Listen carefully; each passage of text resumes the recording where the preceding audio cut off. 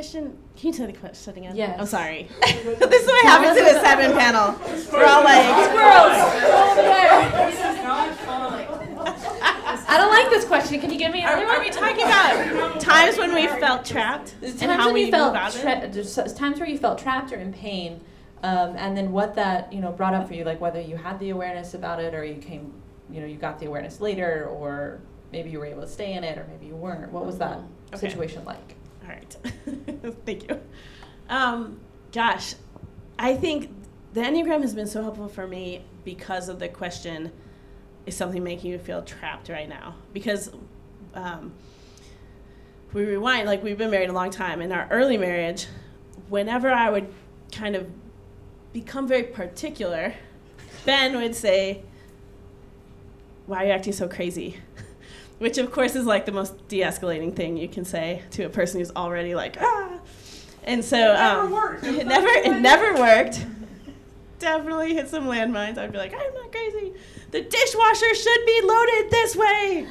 This is the way the water goes, And so I was a little crazy. But, it's still true. I was still right. Okay, but but now, like he'll ask me, is there something that's making you feel trapped? And I will literally not know the answer. So I have to stop and go, yep. Like, it takes me a minute because I'm focused. Part of the reason I think I get so particular is there's something I'm feeling that I don't like. And so being in my, fun-loving self is not working. And so now we're going to go into the, fix-it mode of, all the perfectionism of the one. And so then I just really get to okay, this is not working, and so here's 10 ways to make it better, and we have to do it right now, and if we don't do it right now, it means you don't care about this marriage, it's just craziness, so but I wouldn't know that there's something I'm avoiding because I'm actively avoiding it, I'm succeeding in avoiding the thing that I'm not feeling by moving into this is the real problem, which is never the real problem, and so it's been really helpful to with the Enneagram self-observe and to say okay, I'm not acting like myself when I'm in a good place. Therefore, what is happening? Can we back out of this and just watch it for a minute, and what am I actually upset about, or what am I actually usually it's not that I'm upset, I'm scared. There's usually something that's making me feel like I'm in some kind of danger, whether it's emotionally or physically, or so we have been just gifted with the Enneagram in this last 2 months, because you take 2 7s and take away their income and be it might come back eventually, we're just okay, let's just take a step back, let's just, what's going on, and we both know what's going on, but it's a hard thing, so we've been trying just to stay present with it and to say okay, what's really happening? We don't know when the next paycheck is coming, and actually it's coming on the 9th. It's in 4 days. But it's been a month with no paycheck, and so we actually have savings, which is a huge win for a 7 duo. And we had to use some of it to pay rent, and it sucked because we saved it for something that was fun, And so it's been rough, but I think the key for us in moving through it, the only way over is through, I don't know what that quote is. I'm probably messing it up. The only way out is through. The only way out is through. So I feel we just do a lot of actual taking a step back and doing the work of trying to, what does it look like to just move through this, and to give a lot of grace when we're in that space where both of us are feeling trapped at the same time. It's not so great. Yeah, thank you. So on a completely different story, yes, I do. I've been thinking about this, man. I'm okay, what's the hardest thing I could talk about? I'm trapped by this question right now. Exactly. That's why I did it. So, a few years ago, I had a heart attack.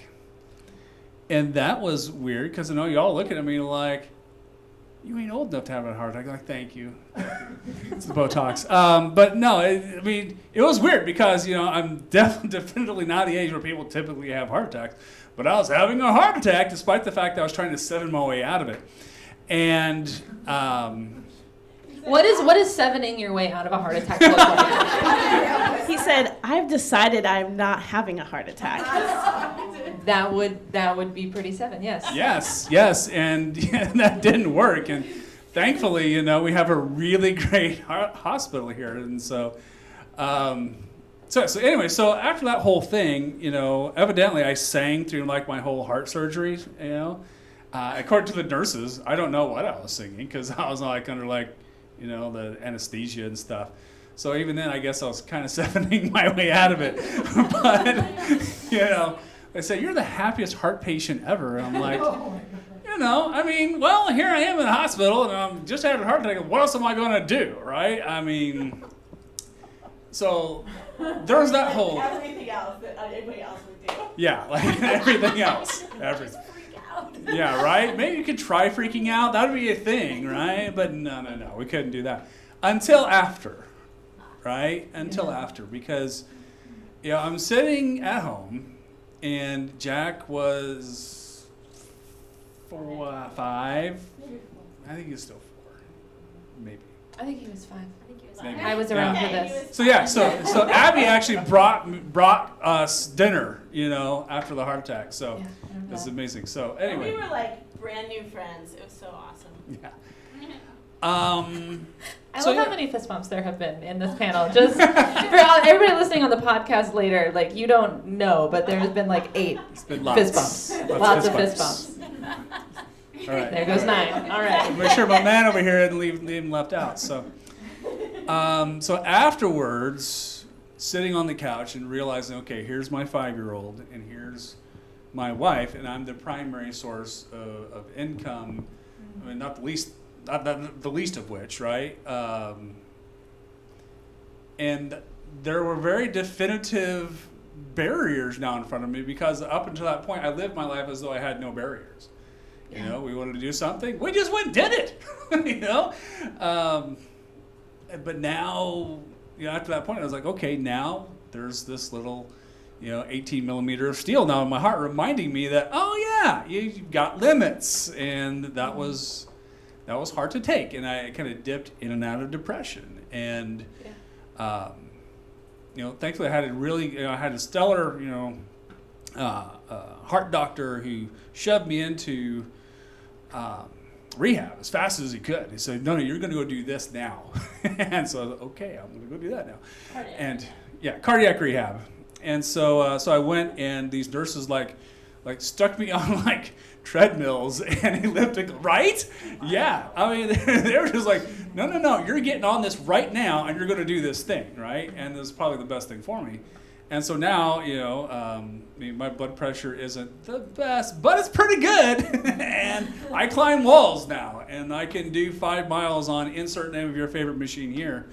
And I'm probably in some of the best shape of my life, actually, weirdly enough. So I'm a big fan of Bollywood, and in Bollywood movies, if it's not okay yet, it's not the end of the movie, right? So that's kind of where I kind of live at most of the time, but especially then, because I was home and I took a week off of work and I watched a lot of Bollywood movies, and I'm like, okay, awesome, because there's typically happy dancing at the end. It's all the whole pageantry and everything. It's amazing. So anyway, so if you really want to get on my good side, take me to a Bollywood movie. All right, so now you know. But I was very definitively trapped. But there was really no way to go through it, and there was really nothing to do other than to go up.